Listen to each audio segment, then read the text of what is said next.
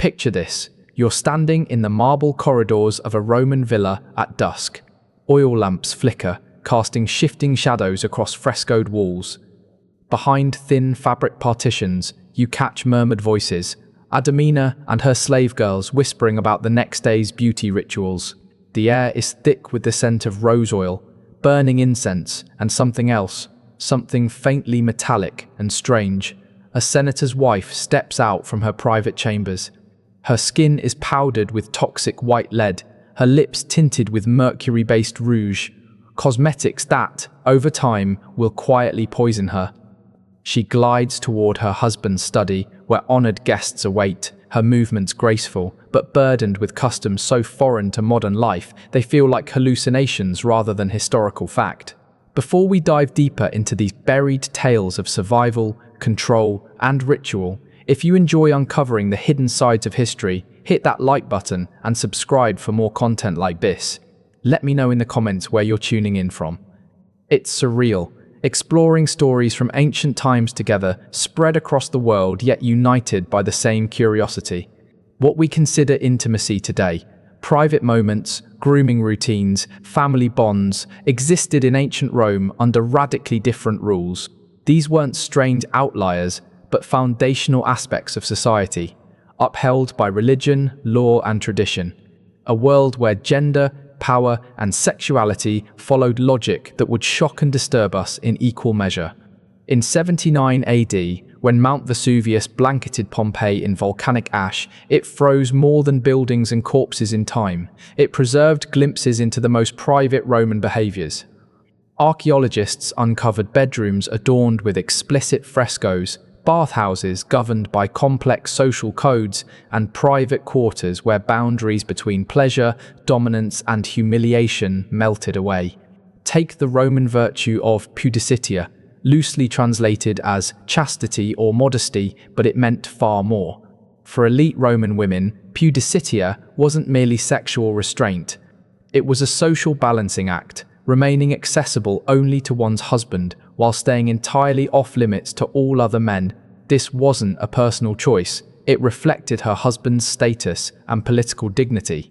Livia Drusilla, wife of Emperor Augustus, perfected this image of virtue so convincingly that she became the ideal Roman woman. But in private, she allegedly operated an intelligence web of slave girls embedded in aristocratic homes, extracting gossip about the private affairs of Rome's elite. She knew well. In Roman politics, information from the bedroom could carry more weight than Senate decrees. Marriage among Rome's elite rarely had anything to do with love. It was strategy, a business transaction between families aimed at consolidating property, political ties, and producing legitimate heirs. Affection, if it came, was a happy accident. Often, the wedding night was the first moment bride and groom had real privacy, and the pressure to seal the deal was enormous. In a letter from 97 AD, Pliny the Younger recounts a wedding night between two noble families. The bride, only 14, was trembling as her mother and aunts dressed her in ceremony. In the next room, her husband, a man 2 decades older, waited. Elder women explained what was about to happen, using words the girl barely understood. The bed, sanctified by household gods and cloaked in deep red fabric, was prepared to conceal the blood expected from her first sexual act. Roman sexual categories weren't divided simply into male and female. They revolved around an intricate social hierarchy. Citizenship, slave status, foreign origin, all of it defined a person's sexual rights and roles. A male Roman citizen could sleep with slaves, sex workers, or foreigners without stigma. But laying with the wife or daughter of another citizen, that was a political and legal minefield. Gaius Silius learned this the hard way in 48 AD, when he dared to marry Valeria Messalina, the wife of Emperor Claudius, while Claudius was absent from Rome. Whether the union was technically valid didn't matter. It symbolized an attack on imperial dignity. When Claudius returned, both were swiftly executed, not purely for adultery, but for daring to disturb the state's power structure through sexual rebellion. Slavery added another sinister layer to Roman intimacy. Enslaved bodies were seen as extensions of their master's will, tools to be used, including sexually, with no legal protection or consent required. Wealthy households often owned slaves for specific intimate roles, those skilled in cosmetics, the cubiculariae for bedroom service, and concubines who existed alongside lawful spouses. Marcus Crassus, among the richest men in 1st century BC, Rome, reportedly kept over 500 slaves just in his city residence. Dozens were selected for their beauty and trained in arts that blurred the lines between servant, performer, and sex object. Ancient texts allude to evening rituals, lavish gatherings where slaves not only played instruments or recited poetry, but participated in acts far more intimate, under the guise of household entertainment or divine homage. Even Roman bathhouses weren't just about hygiene. They were buzzing centers of social and sexual life. Most baths were segregated by gender, but interaction still happened in shared zones, often preludes to secret rendezvous. These spaces allowed for encounters that spanned from flirtation to outright solicitation. Seneca the Younger, writing around 60 AD, vented about the racket coming from the bathhouse below his apartment, the clang of weightlifting, the rhythmic smacking during massages, the yelps of people being plucked with tweezers. And beneath it all, the murmurs of private deals between bathers and attendants offering services too taboo for signage. His annoyance paints a clear picture. Sexual commerce was so normalized it became part of the background noise of daily Roman life. The Roman obsession with body hair bordered on religious. Among the elite, both men and women submitted to torturous methods of depilation. Burning hot tweezers, waxes made from pine resin, and even pumice stones scraped across skin to grind away unwanted hair. Smoothness signaled refinement. Pain was the price of beauty and status. Among the many roles slaves held in elite Roman households, some were assigned the singular task of hair removal. These specialists were known as allipilarii. Their job was to strip their mistresses of every strand of body hair using painfully crude methods. Martial, the Spanish-born poet, writing in the 1st century AD, once described witnessing such a scene. A senator's wife lay perfectly still while her young slave girl plucked hair from her limbs and more intimate places, using heated bronze tweezers. The noblewoman maintained the composed expression expected of a Roman matron, even as silent tears streamed down her face. She never uttered a sound. When the hours-long ordeal ended, her skin was inflamed and bleeding, but smooth as dictated by high-status fashion. Roman beauty standards came at a deadly cost. The cosmetics favored by upper-class women were filled with poisons. Their iconic pale complexion came from face paint made of lead carbonate, a substance that, over time, caused infertility, nerve damage, and premature death. Vibrant red lips and cheeks were achieved using mercury-based rouge, which slowly corroded the nervous system. Kohl eyeliners were laced with antimony and other toxic metals. Ovid, in his Ars Amatoria from around 2 AD, laid out beauty instructions that now read like fatal alchemy. Mix white lead with vinegar to form a paste, he advised. Then spread it thickly across the face and neck. For lip color, crush cinnabar with rose oil and animal fat. Line the eyes with antimony, blended with honey and wine. Women following such recipes were quite literally painting themselves to death, sacrificing years of health for social approval. Contraceptive and abortive methods in ancient Rome were just as dangerous. They relied on toxic plants, harmful minerals, and physically risky procedures. Silphium, a now extinct herb harvested from North Africa, was once so prized for its contraceptive powers that it appeared on Cyrenian currency and was traded at the price of silver. Though effective, its potency made overdoses common and often fatal. Cyrenus of Ephesus, a Greek physician practicing in Rome during the 2nd century AD, recorded various attempts women made to avoid pregnancy.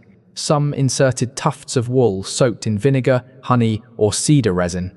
Others ingested concoctions containing copper sulfate, rusted iron, or even crushed beetles. Some turned to violent exercise, scalding baths, or deliberate injury in hopes of preventing conception. Though written in cold medical prose, Soranus's work reflects the quiet desperation of women willing to risk their lives to control their bodies in a society offering little legal or social recourse.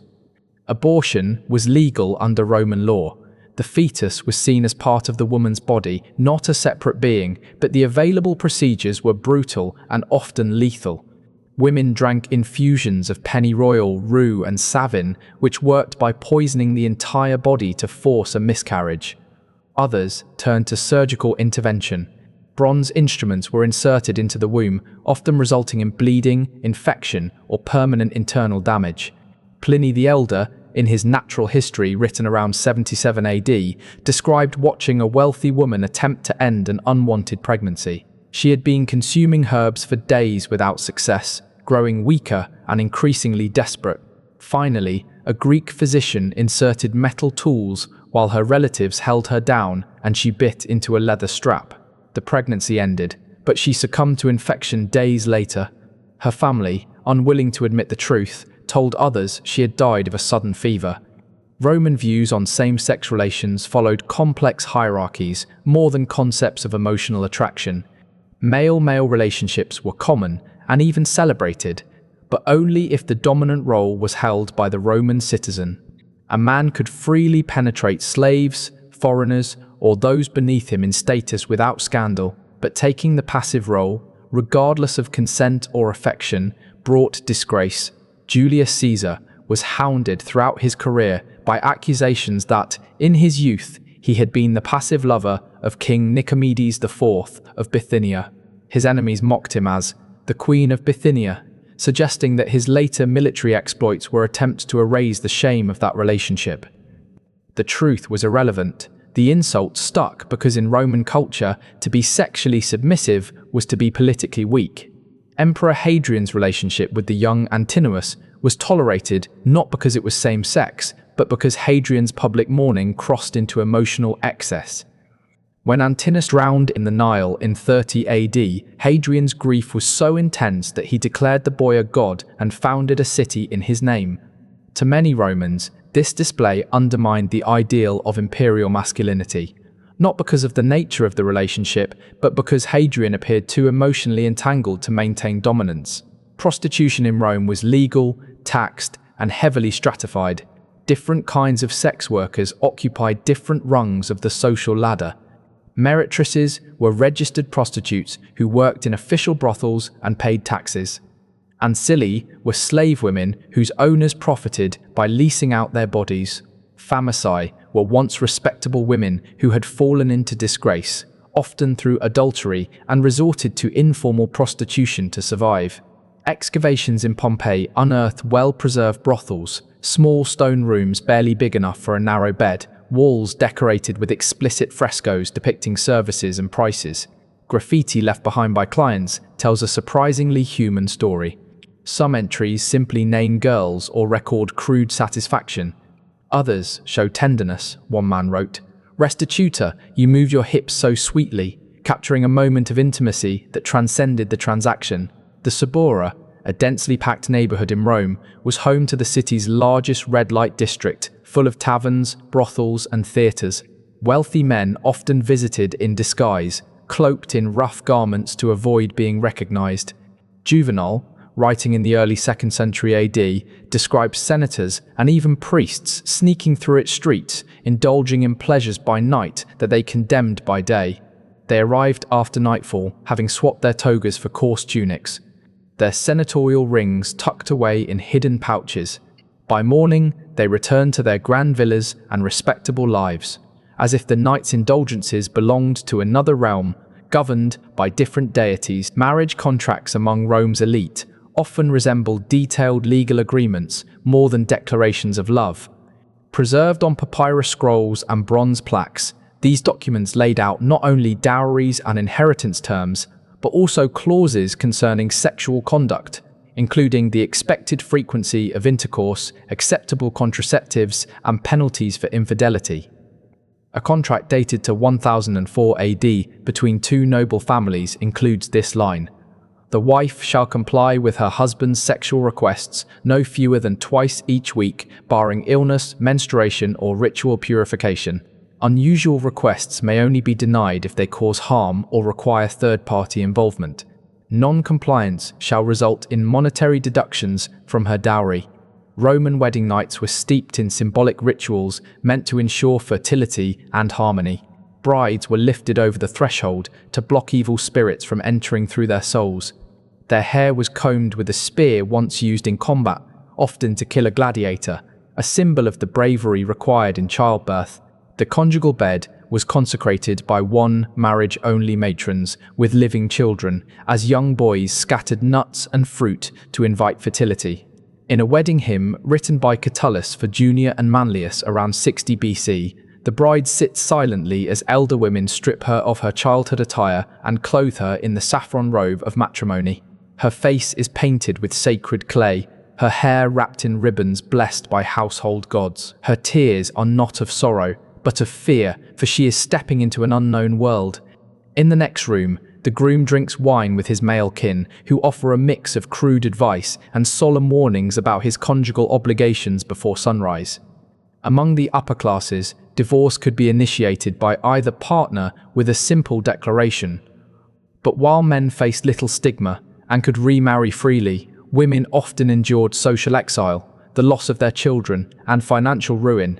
Since Roman law typically awarded property to the husband, Augustus attempted to reform marriage through the Lex Julia de Maritandis Ordinibus in 18 BC. The law penalized bachelors and men who divorced without valid cause, effectively mandating marriage. But rather than strengthening families, it spawned an underground market for fake unions and clever legal dodges. Some men married slaves only to free them instantly, others wed distant foreigners and never saw them again. Roman religious festivals often incorporated shocking elements of sexual display. The Floralia, held every April in honor of the goddess Flora, featured nudity, lewd stage performances, and public intercourse thought to encourage agricultural prosperity. Respectable matrons typically stayed away, but prostitutes, freedwomen, and slaves participated with gusto. Martial, writing in 88 AD, described the Floralia theatre packed with citizens who condemned such scenes at home, yet roared approval as naked dancers mimicked sex acts on stage. Senators sat beside their servants, all pretending that it was religious obligation, not voyeurism, that brought them there. Flora was believed to bless those who shed their modesty completely, and the crowd was eager to prove itself worthy. Roman medical writings combine anatomical insight with deeply ingrained gender and class assumptions. Physicians like Galen wrote extensively on the body and sexuality, but their advice often reflected social beliefs more than science. They asserted that women must feel pleasure to conceive, but too much pleasure could render them morally unstable. Cyrenus of Ephesus, a gynecologist practicing in Rome, offered birthing advice that exposed the cultural link between passion and reproduction. If labor was stalled, midwives were instructed to ask whether the mother had enjoyed conception, for desire was thought to open the womb. If not, herbal or manual intervention might be needed. Women impregnated by duty or assault, he noted, tended to suffer longer labors, while those conceived in passion gave birth more easily. Sexual education in Rome was less formal and more experiential. Boys were taught by fathers, tutors, and first-hand exposure to slaves. Girls, on the other hand, were guided by mothers and married women, but their training focused on obedience and endurance, not autonomy or pleasure. Rites of passage, like the toga virilis ceremony at age 16, marked a boy's transition into manhood. This included sacrifices, public declarations, and private talks on sexual conduct. Archaeological evidence suggests that these talks often culminated in supervised visits to brothels or prearranged liaisons with household slaves. Roman poetry gives us rare insight into the emotional contradictions of this world. Catullus, writing passionately about his affair with Lesbia, thought to be Clodia Metelli, sister to a powerful politician, oscillated between romantic ecstasy and violent resentment. His verses reveal that despite societal norms that prioritized marriage over love, Romans experienced intense emotional connections. But even in these poetic outpourings, power dynamics are never far. Catullus praises Lesbia's charm and wit when their love is fresh. But once betrayed, his language grows cruel and violent, threatening sexual revenge against her male lovers as a way to reassert dominance.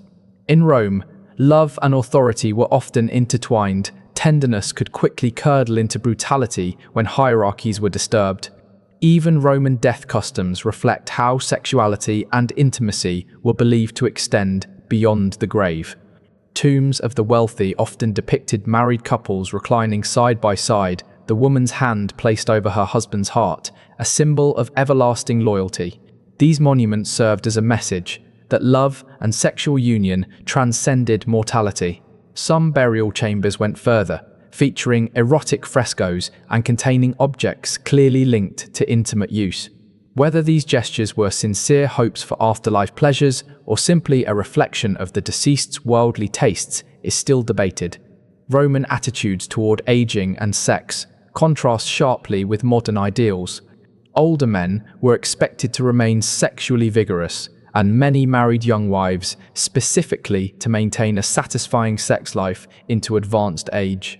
Older women in Rome faced a different set of expectations. Widows were often encouraged to remarry for social and financial reasons. But if a postmenopausal woman showed signs of sexual desire, society mocked her as desperate or inappropriate. Juvenal ridiculed elderly women who pursued younger lovers. One such case was Ippia, a grandmother of 7 who abandoned her husband to follow a gladiator to Egypt. Her face, lined with age, was painted like a young bride's, her sagging body wrapped in silk that fooled no one. The gladiator gladly took her jewelry and coin, but when she reached for him in their shared lodgings, he recoiled, muttering that some coins were too costly to earn. Roman slavery created emotional and intimate bonds that existed in a legal grey zone. Slaves weren't permitted to marry, yet they often formed deep attachments, acknowledged informally within households. In some cases, masters freed beloved slaves to marry them, but such unions were still shaped by the unequal power that had formed them. Children born to enslaved women were considered the property of the master, no matter who fathered them, meaning entire families could be broken apart at a whim. Pliny the Younger once wrote about his slave Zosimus in a letter to a friend. He was more than a servant.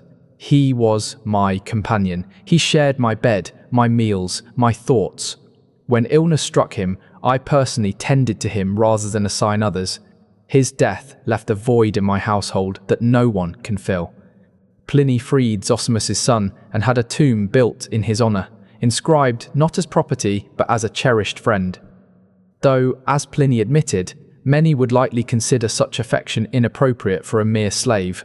Roman law allowed for multiple types of marriage, each with its own legal weight. Conferatio was the most formal, reserved for patricians, involving intricate religious rites that made divorce nearly impossible. Coemptio mimicked a purchase, symbolically transferring the bride from her father's control to her husband's. Usus was the most informal. If a woman lived with a man for one uninterrupted year without being away for more than 3 nights in a row, they were deemed legally married. These varied marriage types created a wide spectrum of intimate partnerships, each offering different levels of legal and social recognition.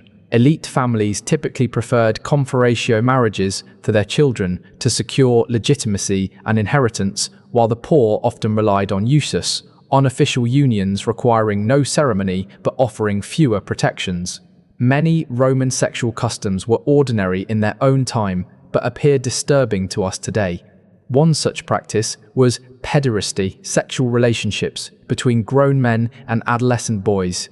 These were not only tolerated but celebrated, provided strict rules were followed. The older man was expected to be the active partner and serve as the youth's intellectual and moral mentor. Such relationships were viewed as educational rather than predatory, though from a modern standpoint, it's clear they carried dangerous imbalances of power and the potential for lasting harm. Roman literature offers intimate portraits of such bonds. In Petronius's Satyricon Harca, 60 AD, the narrator confesses his tormented passion for his young lover Giton. His beauty brought me more pain than joy. I longed to possess not only his body, but his thoughts, his dreams. But when other men gazed at him with lust, I felt not pride, but panic that someone might steal what I thought was mine. Love blurred into ownership, and I could no longer say whether I was Gaiton's protector or his captor. Roman religion also wove sexuality into sacred rituals. Some temples used sacred prostitutes, viewed as intermediaries between mortals and gods. The cult of Cybele, popular among merchants and soldiers, featured dramatic rites in which male priests castrated themselves in frenzied devotion, thereafter living as women and serving the goddess. These Galli, as they were called, existed outside the usual bounds, neither male nor female, neither citizen nor slave, but something sacred and unclassifiable. Roman magic frequently targeted matters of desire and sexual control. Archaeologists have uncovered curse tablets begging divine aid in matters of love and lust. I bind Gaius Lucius so that his thoughts belong only to Claudia, that he may neither eat nor sleep nor find peace until he lies in her bed. Love potions, made from herbs and animal parts, were commonly sold, despite being illegal. The line between medicine, sorcery, and poison was hazy, and many Romans died after consuming concoctions meant to heighten arousal or allure. Roman views on pleasure varied sharply by gender. Men were expected to seek out and enjoy sexual pleasure so long as they maintained social dominance. Women, on the other hand, were supposed to enjoy sex only enough to conceive, not so much that they appeared unchaste or insatiable. This created a tightrope. Many Roman women walked in fear. Too little passion made them seem cold, too much made them scandalous. Ovid's Amores, Car, 15 BC, describes one such moment. She lay beneath me, unmoving, a statue fulfilling her duty. She feared passion would brand her as wanton. But when I ceased my effort, she wept, fearing her coldness had failed to satisfy me. Roman wives had to navigate between the Scylla of excessive lust and the Charybdis of frigidity. Many wrecked on one shore or the other. Sexuality among slaves was strictly managed. Masters could prevent slave marriages, split up families, or grant sexual access as a reward or punishment. Some even ran breeding programs documented on surviving wax tablets and papyri that listed slaves' traits and reproductive value like livestock. These records paint a chilling picture of how completely the Romans reduced people to property. Military life in Rome reflected the same harsh dynamics. Though soldiers were expected to stay celibate during campaigns, this rule was routinely broken through rape, concubinage, and coerced relationships with locals. Conquest often ended in mass sexual violence. In Caesar's Commentarii de Bello Gallico, he alludes to the aftermath of the siege of Alesia. The legions marks their victory in the old ways. The captive women were assigned, some as servants, others for uses that military order forbade, but which victory allowed. That night, the cries from the camp blended with songs of celebration, a discordant chorus echoing Rome's twin legacy, civilizer and destroyer. Roman cities were shaped by gendered and sexual expectations. Public spaces were divided by sex, women and men entering through separate doors, occupying distinct areas. Private homes were similarly structured, every room signaling who belonged and who did not. The innermost chambers, where sexual activity took place, were often adorned with frescoes and mosaics that celebrated themes of fertility, pleasure, and occasionally violence. Roman roads, renowned for their engineering brilliance, also enabled the movement of individuals involved in sexual commerce. Prostitutes, entertainers, and enslaved people traveled these highways between cities, drawn by festivals, military campaigns, and economic opportunity. Roadside inns frequently doubled as brothels, where traveling merchants expected to find sexual services as readily as they would food or shelter. The Roman legal system laid out extensive rules governing sexual behavior, reflecting the state's vested interest in regulating reproduction, reinforcing hierarchies, and safeguarding public order. These laws dictated which sexual acts were permitted, who could engage in them, and what consequences awaited those who transgressed. They were less about protecting individual rights or preventing harm, and more about preserving the social structures that sustained Rome's power and stability. Rome's taxation policies recognized the profitability of sexual commerce. prostitutes were required to pay fees for registration and taxes on their earnings. Brothel proprietors owed additional levies on their establishments. Even private citizens caught in acts of adultery could face fines that enriched the imperial treasury. Sex in Rome wasn't merely a private act, it functioned as a state-regulated industry contributing directly to the empire's economic strength. Architectural innovations in Rome also accounted for sexual activities. Bathhouses featured secluded rooms where private meetings could occur discreetly. Theatres had upper levels where sexual encounters were widely assumed, if not officially acknowledged. Certain temples included spaces where worshippers could engage in sexual rituals believed to please the gods they revered.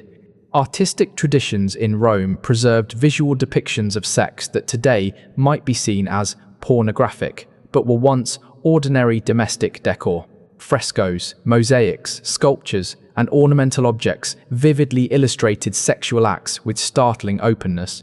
These artifacts suggest a culture far more at ease with visual representations of intimacy than most later European societies would become. Roman philosophers wrestled with questions of sex, pleasure, and human behavior that remain compelling today. Stoics generally promoted self-discipline, viewing unrestrained desire as a weakness that clouded reason. Epicureans were more accepting of pleasure, but advised caution, urging one to pursue only those pleasures that would not result in pain. Marcus Aurelius, Rome's philosopher king, struggled to reconcile his bodily desires with Stoic restraint. The body seeks pleasure like water finds its level, flowing toward ease and indulgence. The mind must act as a dam, not to stop the flow entirely, but to guide it toward what benefits the whole. Desire is not shameful, but like fire, if uncontrolled, it consumes all in its path. Roman medicine offered a mix of accurate anatomical insights and cultural biases that sometimes made treatment dangerous. Physicians understood key aspects of reproduction and developed surgeries for sexual injuries or disease. Yet diagnoses and prescriptions were often colored by ideas about gender roles, class status, and morality. In agriculture, beliefs about human sexuality influenced planting and harvest rituals. Farmers timed these tasks to align with their own sexual activity, believing that fertility could be transferred from humans to crops through sympathetic magic. Agricultural texts even included instructions on how couples should behave sexually during various seasons to promote abundance. Entertainment in Rome was steeped in eroticism, not merely as an afterthought, but as a key attraction. Gladiator games, theatre productions, chariot races, and public festivities all incorporated sexual elements that satisfied the audience's craving for both spectacle and titillation. Performers often served double roles, as entertainers and sex workers, while the venues became known places to seek erotic encounters. Literary works from Rome offer intimate glimpses into the emotional realities of navigating a complex web of sexual norms. Poets such as Catullus, Ovid, Propertius, and Martial wrote pieces that were both deeply personal and broadly reflective, exposing how Romans experienced love, lust, jealousy, and heartbreak within their cultural framework. Roman religious syncretism absorbed sexual practices from conquered peoples into its rituals. Traditions from Egypt, Greece, Syria, and Germania introduced beliefs and ceremonies that both enriched and disrupted Roman sexual norms. Mystery cults devoted to gods like Mithras, Isis, and Dionysus often embraced alternative sexual ideals that clashed with Rome's conventional morality. In economic terms, sexual services were treated as legitimate business. Prostitution, concubinage, and other intimate exchanges were regulated, taxed, and in some cases, legally protected. This pragmatic view of sex as commerce influenced Roman law and policy as much, if not more, than religious or moral principles ever could.